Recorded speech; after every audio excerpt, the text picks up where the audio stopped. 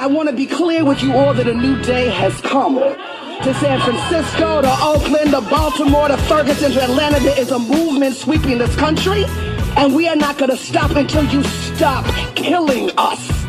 Shut it down! Shut it down! The time for the middle ground is over. Our guest today is Chris Hedges, a Pulitzer Prize winning journalist, former foreign correspondent for the New York Times. He's known for his sharp critiques of war, empire, and capitalism, and the erosion of civil liberties in the United States. He is the author of many books, including A Genocide Foretold, reporting on survival and resistance in Occupied Palestine, and his forthcoming Requiem for Gaza, co-authored with Joe Sacco. Good morning, Chris.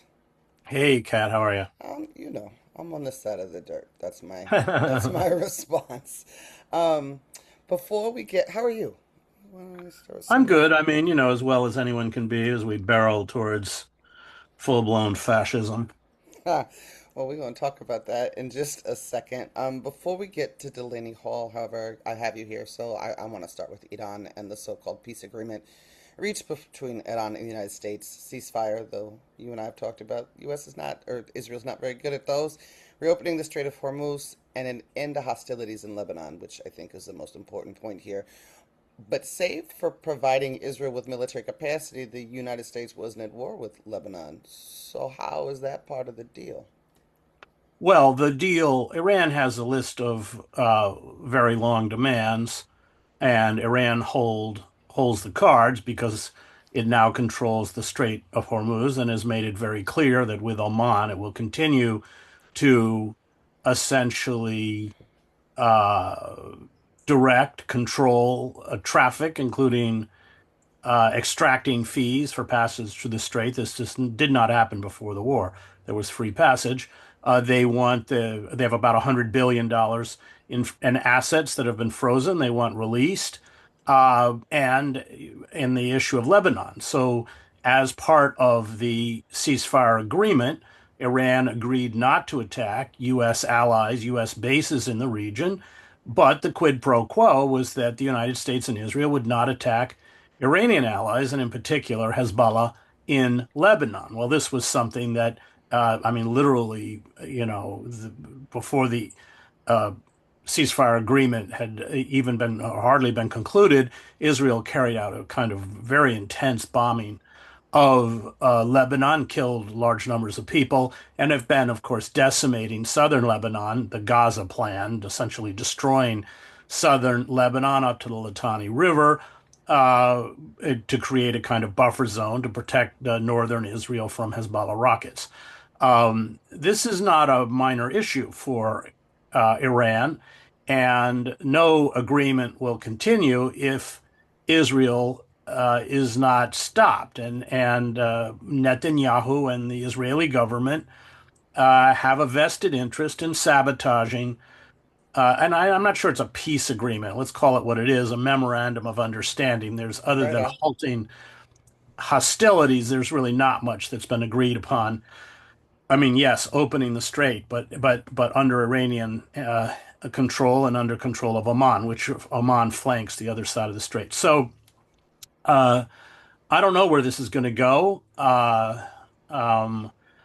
Iran is quite aware of the fact that it can push the global economy over the cliff.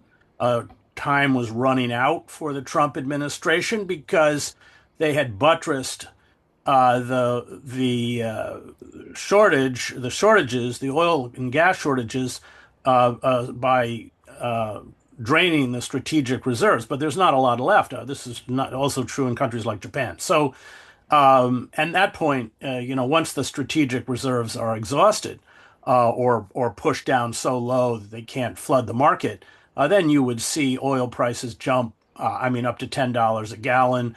Then you're talking about a global depression. Of course, there's all sorts of shortages already: helium, aluminum, the fertilizer, which is a derivative, a petrochemical derivative. So even with a cessation of hostilities, the shock to the global economy, especially in countries like India and in the global south, will remain for some time. So time was running out. They had to have something.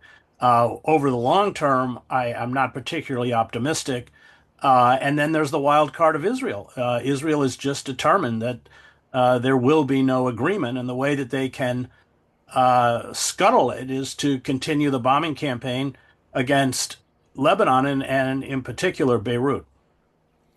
Yeah, I mean, Netanyahu said when he finally did say something that they're going to keep their troops in southern Lebanon and respond if Hezbollah attacks, which is the same narrative that has broken every so-called ceasefire for the last 2 years beyond that. But I've been talking about this for 2 years. So this is really a deal written on tissue paper. Yeah, there's it's I don't know how it's going to play out. My guess is that it's going to play out the way the quote unquote ceasefire plays out in Gaza. 1,000 Palestinians have been killed since the supposed ceasefire, which isn't a ceasefire, was put into place. The Israelis have occupied now up to 60% of Gaza. Gaza's a tiny place. It's about 20 miles long and 5 or 6 miles wide. Palestinians are living in fetid, overcrowded tent cities without access to clean water, next to giant pools of raw sewage, without health care or anything else. And that, of course, is kind of slow walking the genocide until the Israeli plan, as it has been from the inception, is, of course, to push the Palestinians out and occupy all of Gaza. And that remains current. So even when you had ceasefire agreements in Lebanon, Israeli continued to periodically strike. You have seen periodic strikes by the United States against Iran. Iran has retaliated by striking U.S.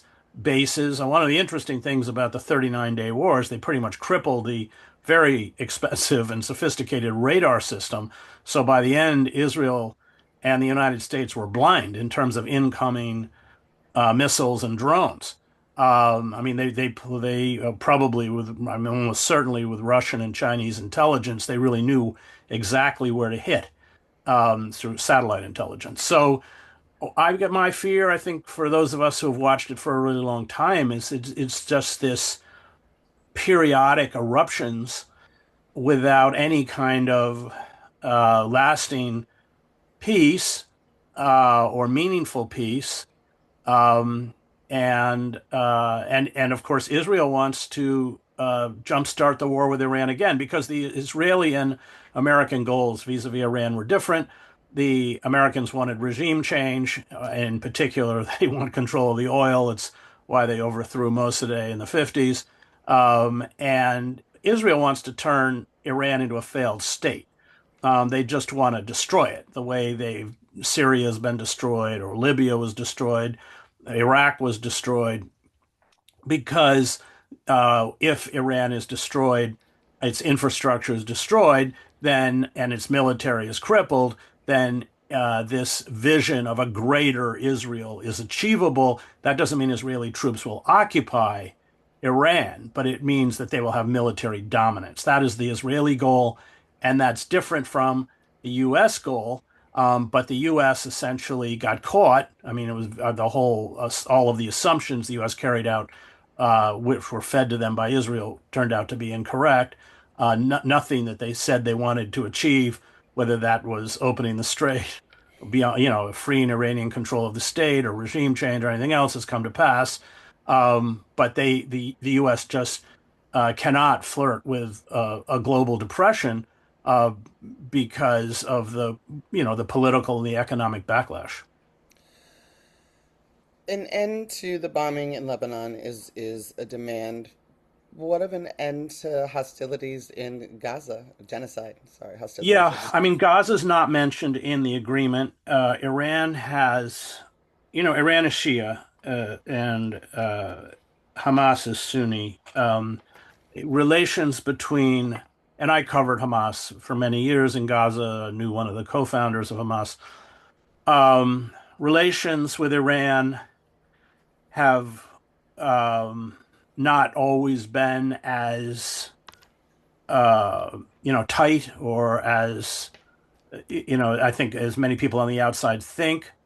And the Iranians say that the cessation of Israeli attacks in Gaza, this is what they verbally say, is included, but that's not actually written into the agreement. The Iranians also say that their hands, in a way, are tied because of the when Trump announced his ceasefire and peace plan. I mean, it's a joke, the thing, but when he announced it in Egypt, you had all of the regional from Sisi in Egypt and Abdullah in Jordan and everywhere else were all there to essentially cheer it on. And Iran says that that has made it harder for them to include Gaza as part of this deal. I mean, they say that it's part of the deal, but it's actually not written. If you look, it's Gaza's not mentioned.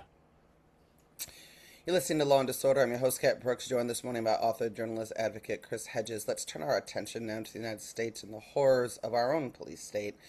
Kirsten, our magnificent engineer, please roll the Delaney Hall clip.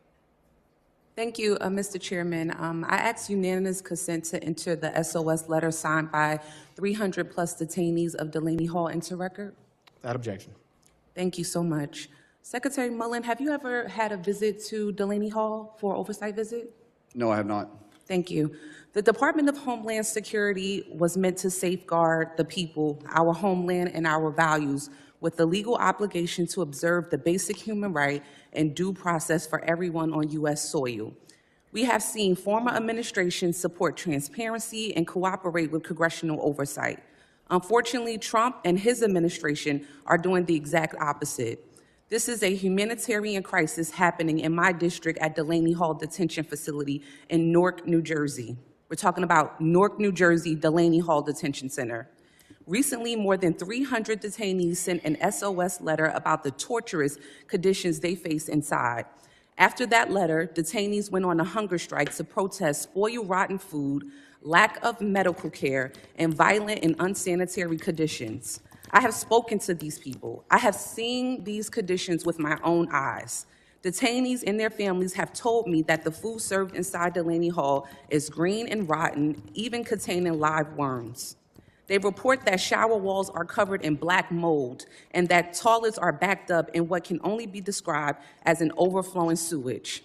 They are not given adequate cleaning supplies, and they are told that they must use paper towels and their own toothbrushes sometimes to try to get the facility to a safe level of cleanliness. Detainees and their families also share horrific accounts of being dumped into solitary confinement cells after surgery for medical observation and remaining there for months without any actual medical care. That was Representative McIver. Chris Hedges, she talked about conditions inside. We're going to get to the hearing that's in a bit in terms of its utility. You were outside. Can you paint a picture for us about what the outside looks like? Families and children trying to get information about their loved ones? Well, this is the inception of American concentration camps. Let's use the correct word. If anybody thinks that ICE is building all of these detention centers around the country solely for undocumented workers, and of course, many of these people they seize are not even undocumented. They have green card applicants, etc. Then they're very, very naive. Totalitarian states do not tell you their plans in advance for your own enslavement. Obviously, it's always done in the name of national security, and it's always done in the name of protecting you from a demonized other. In this case, migrants. So Delaney Hall. Well, Delaney Hall is this kind of rogue concentration camp that is run by the federal government and that has locked out, let's be clear, state authorities. So the governor of New Jersey tried to visit and was prohibited entry. The Senator Kim was also blocked, and then finally when he appealed to the head of Homeland Security, was given a kind of lightning tour through the facility and not allowed to speak to any of the detainees. The health inspectors have been prohibited from entering the facility, etc., because it's a gulag. And I've actually been in it. I live in Princeton. Last year, 6 of my neighbors were seized at about 6 in the morning. They were in a van. They were lawn workers, all from Guatemala, and carted off. Actually, they were carted off to the detention center in Elizabeth. So I was in that one. And their families, I speak Spanish, so their families were too frightened to visit for the fear of being seized themselves. And once inside these facilities, which is what happened to these workers, they are pressured, I mean coerced, to sign self-deportation papers. That's what happens, and they do that by making conditions just so onerous and so awful. And what they tell them, at least according to the guys that I spoke with, is that they will sit there for months and months and months in these horrible conditions, and they'll be deported anyway, so they might as well sign. In Delaney Hall, there has, as you mentioned, there's been a hunger strike, and women in Delaney Hall have just started that hunger strike to join them.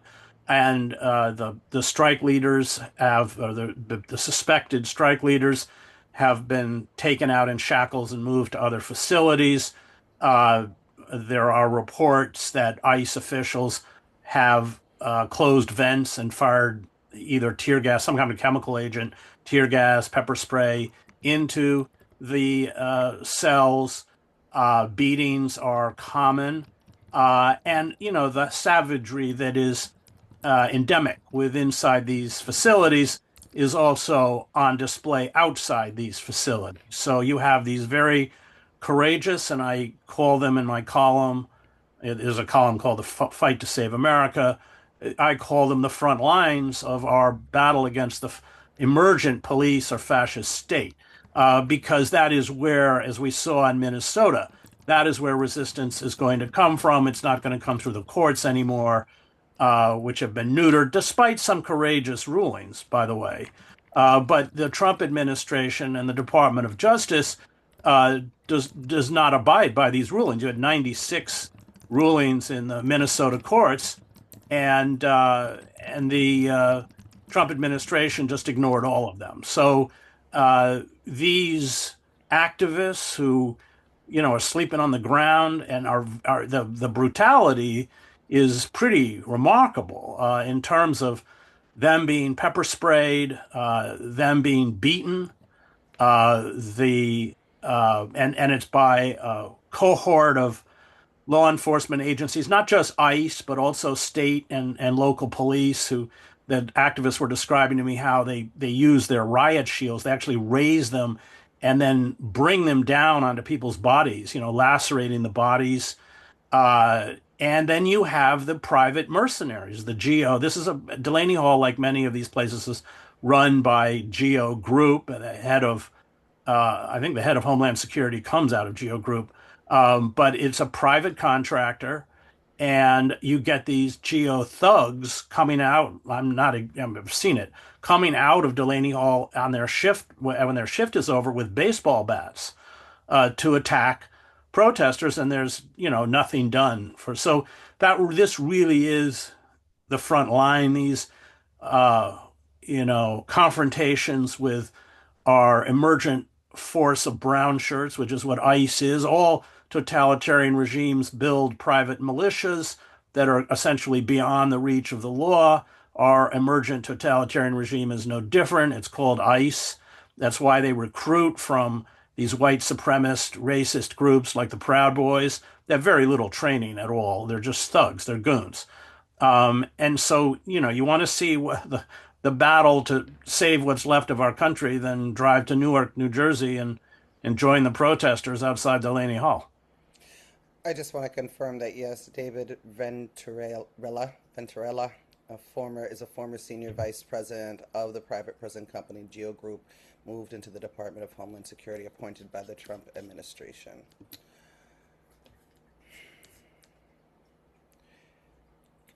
What narrative, Chris Hedges, is being provided by the United States government about who is incarcerated at the Delaney Hall concentration camp? What is reality, and what is the utility of that narrative for what subset of Americans? Well, the narrative is that these people are criminals, that they have committed violent crime, And there's been a series of studies. I mean, even the New York Times has debunked this. I forget the exact figures. They're actually in my column, but it's roughly 80% have never committed a crime. And those who have committed, we're talking about very low level offenses, speeding tickets, something like that. So but the narrative is completely false. But that's always what's done when you demonize a particular group. Look, African Americans have endured this for centuries, decades, if not centuries. When you demonize a particular group, then that's that famous term, super predators. You make the majoritarian population frightened of that group. That's the first step, and then that justifies because it has broad support, and the media, of course, amplifies this false narrative. That's their job.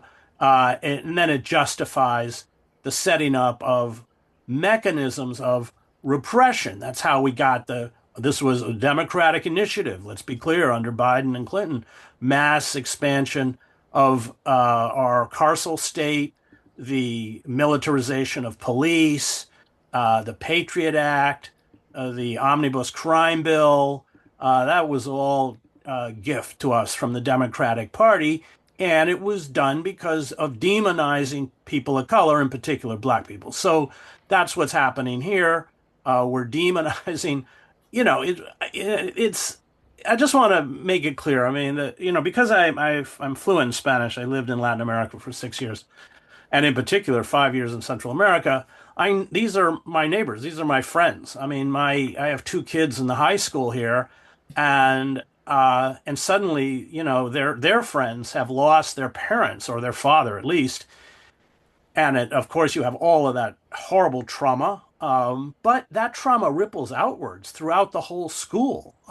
It throughout the whole community. And we who live in this community, we have a resistencia. We have patrols that go out very early in the morning to try and warn, so that if there is an ICE vehicle that's spotted, then everybody is warned, so people who are vulnerable can go indoors. I mean, we don't want these people here. We don't want them here. Most of America does not want these people terrorizing their streets for two reasons. One, these people, are working menial jobs, probably 14 hours a day. I mean, most of these people, well, when I was speaking to these guys in the detention center, they get up at like 5 a.m. They do lawn work until about 3, and then they go work in a restaurant till about 11 at night. I mean, and they're sending money back to their families in Honduras or Guatemala or wherever.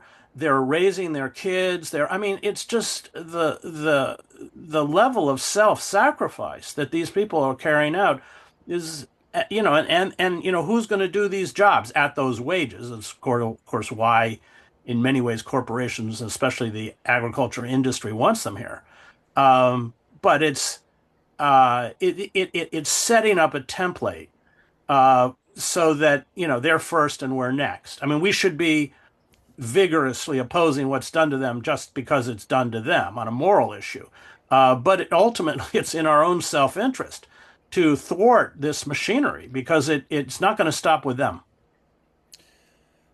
I would agree with you, Chris Hedges, that most of Americans don't want ICE brutalizing community members, residents, folks that are here. But a lot of America just wants a nicer, gentler form of immigration, right? Like, the people aren't talking about let's rip the whole thing down, F borders, and folks have a right to be here, not to mention indigenous rights to the land that don't even belong to the United States government. And I think that has to be a part of the conversation. I think we have to connect the dots to it is that very idea that someone gets to decide who does and doesn't get to come here, particularly based on the color of their skin, exploit them for labor at nothing wages, that leads directly to where we're at right now. Immigrants are already criminalized, demonized. And let's be clear, wage theft is common because they don't have any rights. So wage theft is part of their life, part of their deal. Because I spent 5 years in Central America, I'm acutely aware of how we destroyed the countries down there. In El Salvador, I covered the war, Guatemala, Honduras, and essentially turned them over to a bunch of military narcotraficantes who are quote unquote allies, making especially places like Honduras highly unsafe and dangerous. We supported the oligarchic class. I mean, half of the people in Salvador are landless. I mean, that's why there was a war. And we spawned the gangs that spawned Bukele. So we have deep complicity in the destruction of these countries that forced many of these people to flee. And it's always a much broader story the like the Palestinians. If you begin Palestinian history on October 7th, then you're really running deaf, blind and dumb, because you have to understand what happened in 1948. You have to understand that Gaza was under siege for 16 years.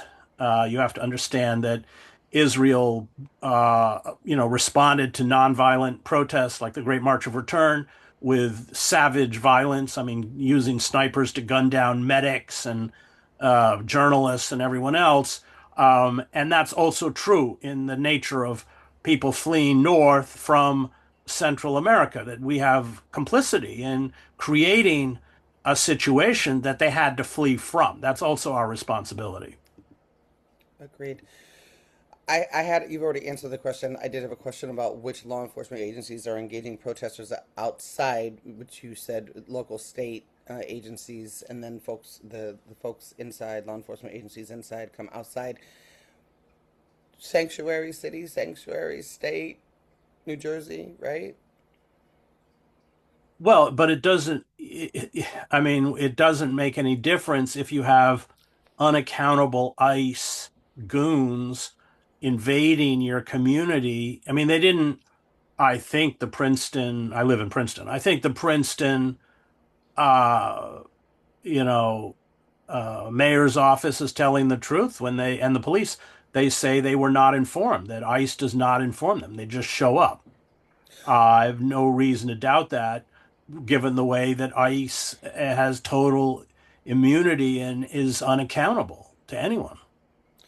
I mean, I guess I just wonder then what kind of bold leadership are we looking for from elected officials to respond to the federal government? Like, who's got who's going to put on their big people pants and actually deal with this, as opposed to allowing this kind of behavior to continue? I know I'm a radical. I can't help myself, but at some point, right? Like the mouths moving, and you brought up Minneapolis a couple of times. The folks in Minneapolis, the firebrand words of their mayor, their governor, were not enough. Yeah, well, it's never enough. I mean, there's only one way to blunt these movements, and that's mass mobilization. I mean, let's be clear. The people of Minneapolis drove ICE out of their city. Certainly the iteration of ICE that was terrorizing their city in large numbers and shooting unarmed American citizens to death.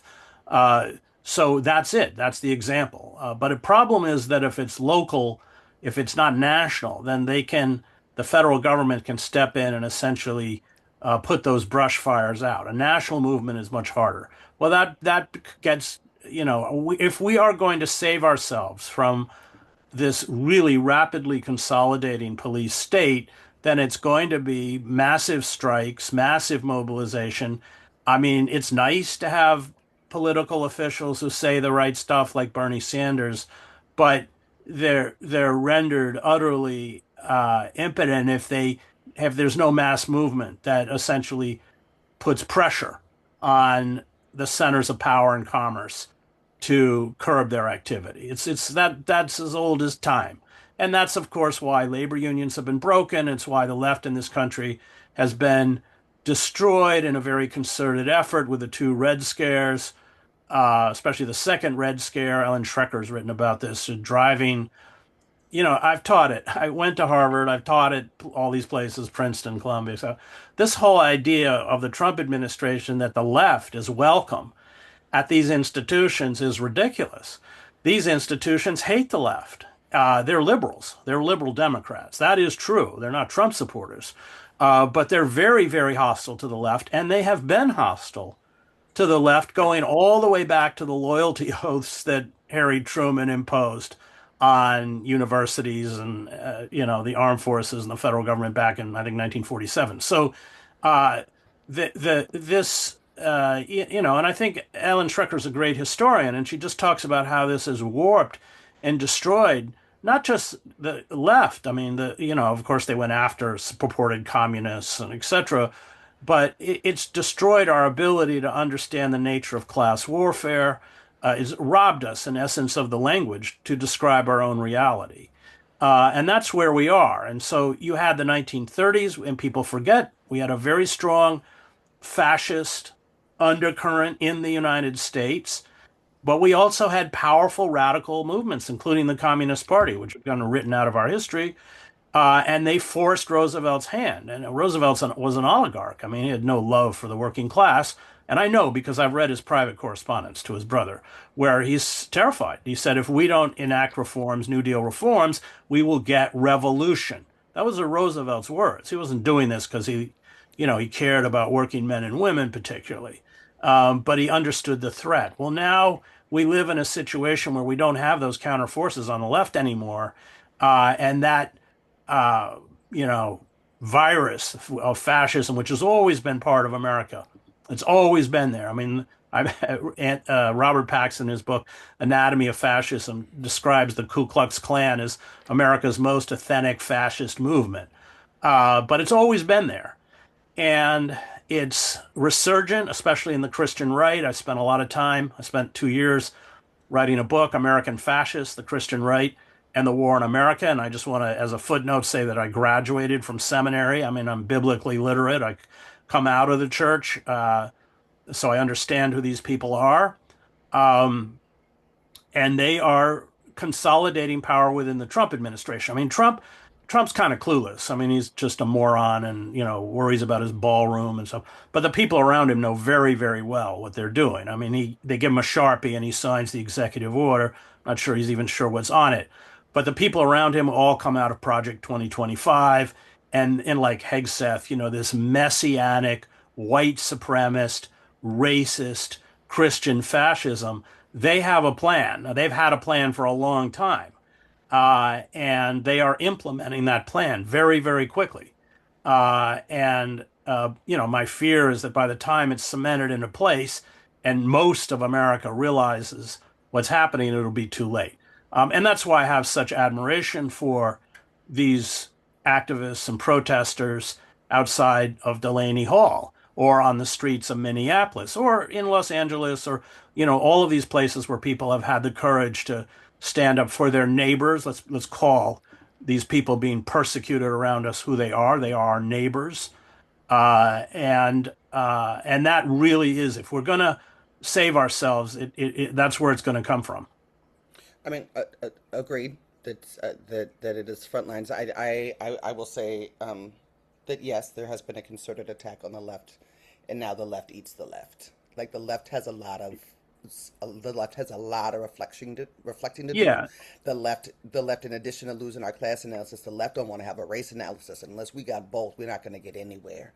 We're going to yeah, continue to have this malfunction. I'm happy you brought up black folks. The first time I heard the term "gulag" was from the Black August Organizing Committee, and our warriors that sat and continue to sit in solitary confinement 10, 20, 30, 40 years. If you want to understand the United States prison system, how it exists today, you have to understand the Black Power movement, the Black Liberation exactly. Army, and And others. Cat, there's a very good book on this, Blood in the Water.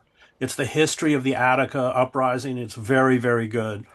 But the end of the book makes exactly the point that you made, that they use that uprising and that demonization of the Black Power movement as a vehicle to essentially push forward all sorts of draconian measures to crush, in particular, Black resistance, but then all resistance. So that's a very, very fine book. Chris Hedges, if you were to use your crystal ball, because you say in your Substack article, "The Fight to Save America," that what is happening in Delaney Hall is the warm up act. If you were to use your crystal ball, I know you don't really have one, but you've been in the work a long time. What would you say is next? Well, if we get hit, which, I'm not an economist, but if we get hit with an economic meltdown, inflation is already very high. People are talking about, an AI bubble and all. If we get hit with that, coupled with everything else, then I think that will turbocharge these forces that are intent upon snuffing out our democracy. Now, they have already passed a host of laws essentially criminalizing the quote unquote radical left. But that really means anybody who speaks out against the genocide, people who attempt to document the atrocities of ICE, people who are anti-capitalist, I'm using their words. And I was in the Trenton State House with the IHRA. This is the bill that equates criticism of Israel with anti-Semitism, with a great Israeli historian, Ross Siegel, who's been really great on this stuff. And we were denouncing the bill while, the room was filled with jeering Zionists. We were, saying that this bill would essentially shut down free speech. And the chairman of the committee muted my mic, and then when Roz spoke, his mic. So there we were trying to argue that IHRA would shut down free speech while free speech was being shut down, literally in real time. That's where we're headed. That's what's happening. That's their intent. I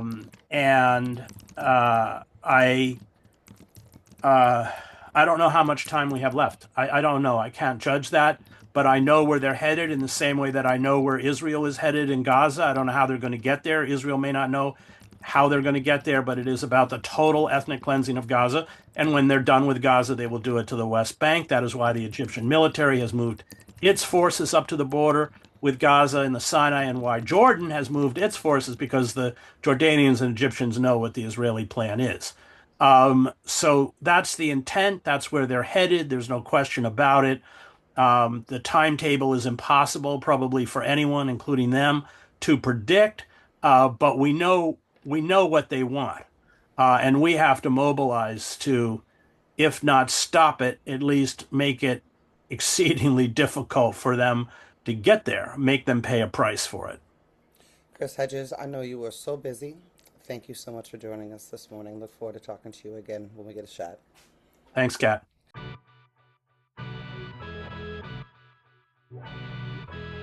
We remain the vanguard of resistance of this country. The terrorists are law enforcement agents that are working to kidnap, disappear, and incarcerate our community members. And I want us to be real clear, we ain't never seen no time like this. This is a new game, and you all better sit down. We better sit down and inhale the realities that are on the street right now. And understand that the moves that we made now, that the impacts of our people, the increased desperation, the increased violence, the increased homelessness, the increased deportation, the increase, all of that is coming down the road.